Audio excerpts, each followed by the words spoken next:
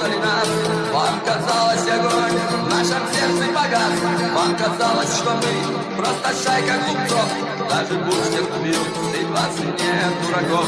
Вам плевать на обычай всех мусульман. Сильному уступить разрешает Коран, но Коран не позволил рабами нам стать. Просто все вы продались, вам на все наплевать. Но возмездие будет, ведь аяты гласят: кто с войной ведет, надо тех убивать. И над нами, над всеми Всевышний Аллах, пламя жаркое яда, вот расплата в грехах.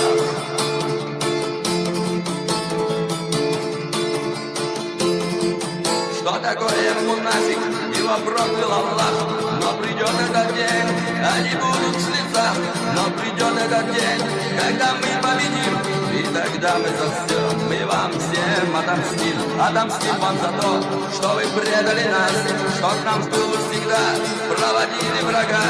Отомстим вам, как требует то шариат.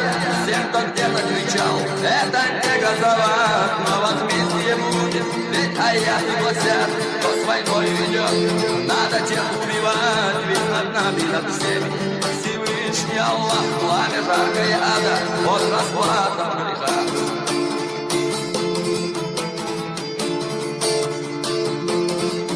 Все вы молитесь Богу, у вас вид мусульман, но Всевышний все видит, ведь все это обман.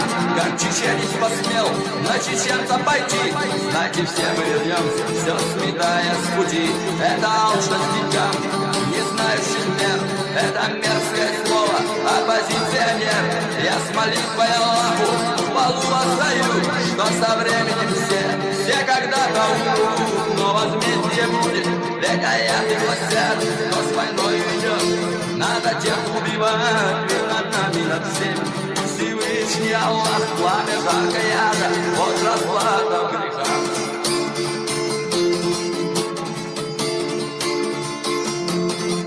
Всем погибнувшим рай, всем предавшим нас ад, клич Аллаху Акбар, нет дороги назад.